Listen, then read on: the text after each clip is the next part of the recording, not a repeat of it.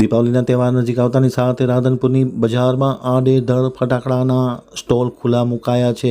લારીમાં ફટાકડાનું ગેરકાયદેસર વેચાણ, ક્યાંક ને ક્યાંક દુર્ઘટના બને તેવી શક્યતાઓ દૂર નથી। તાત્કાલિક અસરથી પ્રાંત અધિકારી ટીમ બનાવી આવા ગેરકાયદે ફટાકડાના સ્ટોલ ઉપર કાયદોનું શસ્ત્ર ઉગામે તેવી માંગ ઉઠવા પામી। રાધનપુર આમતક ન્યૂઝ બ્યુરોમાંથી જગદીશ પંચાલનો એક વિસ્તૃત અહેવાલ। દીપાવલી તહેવાર નજીક આવતાની સાથે રાધનપુર શહેરમાં લાયસન્સ વગરના ફટાકડાના સ્ટોલના રાફડા ફાટ્યા છે। આડેધડ શહેરની બજારમાં ફટાકડાના સ્ટોલ ગોઠવાઈ ગયા છે, લારી ગોઠવાઈ ગયા છે। પરિણામે ક્યાંક ને ક્યાંક કોઈ મોટી આગની ઘટના બને તેવા દિવસો પણ દૂર નથી।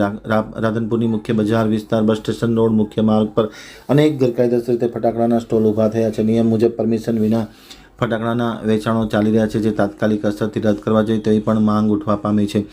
રાધનપુર શહેરમાં ગેરકાયદેસર સ્ટોલમાં કોઈ દુર્ઘટના ઘટે તો જવાબદાર કોણ, એ પણ સવાલ થાય છે। પ્રાંત અધિકારીએ અને તેની ટીમ બનાવી તાત્કાલિક અસરથી શહેરના રાજમાર્ગો પર જે આડેધડ ફટાકડાના સ્ટોલ અને લારી ગલ્લા ગોઠવાઈ ગયા છે તેના ઉપર લગામ ખેંચવાનો સમય પાકી ગયો છે। તાત્કાલિક અસરથી તેમની સામે શિક્ષાત્મક કાર્યવાહી કરી અને લાયસન્સ મેળવી અને ફટાકડાનું વેચાણ કરે તેવી માંગ ઉઠવા પામી છે।